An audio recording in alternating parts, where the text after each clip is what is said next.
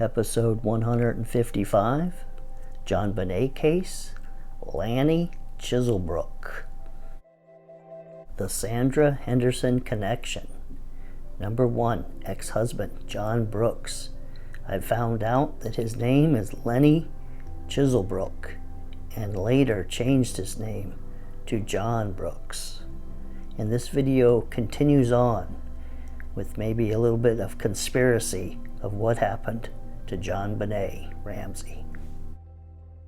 This passage and the following passage are from the book Perfect Murder, Perfect Town, and this is December 26th.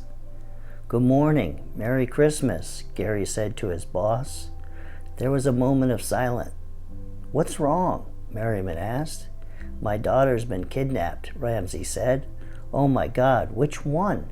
Jonbenet.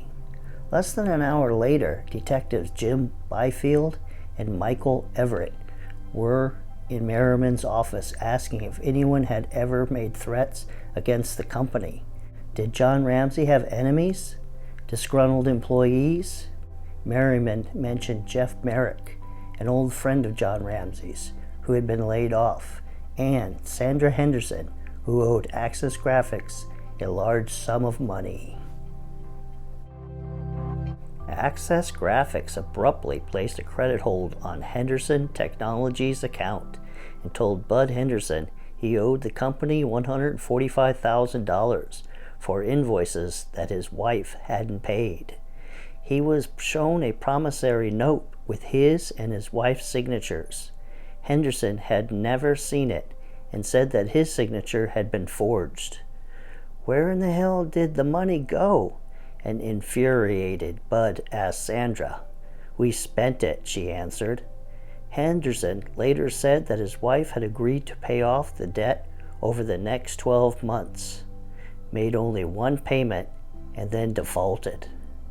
Within a week, Access Graphics fired Sandra Henderson when it was discovered that she had altered Henderson's Technologies account at Access.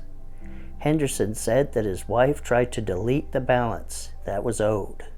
The company that bonded Access Graphics employees paid the firm $100,000, leaving a balance of about $40,000 to be paid. The Hendersons made one payment of $4,000 before they divorced in 1995. In family court, their outstanding obligation was $36,000, was divided into two notes for $18,000 each. By then, Henderson believed that John Ramsey was furious at him and his ex-wife. This episode takes the position that it wasn't Sandra, but Sandra's ex-husband Lanny Chiselbrook. And this is from Perfect Murder, Perfect Town, page 185. Hard copy went and taped Sandra going to prison.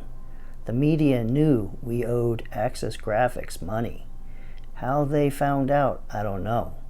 One writer told me Sandra orchestrated Jonbenet's murder from prison to get back at John.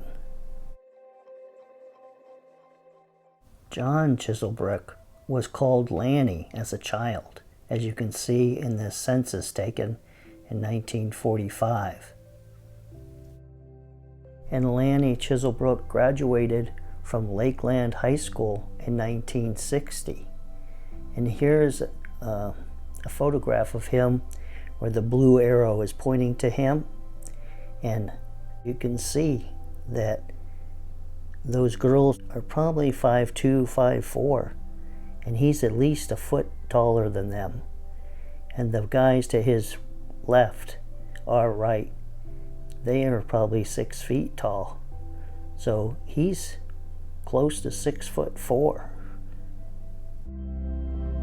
And Lanny Chiselbrook attended Wake Forest College in North Carolina in the early 1960s and married Sandra on March 14th, 1964 and divorced on January 22nd, 1970.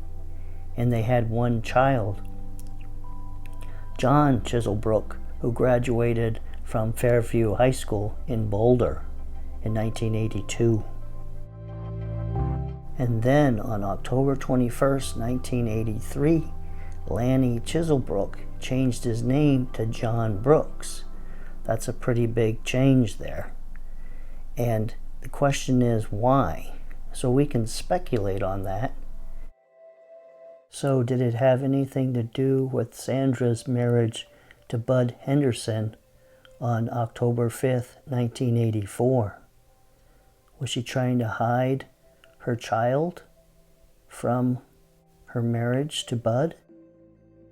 And when did John Chiselbrook, their son, change his name to John Brooks Jr.?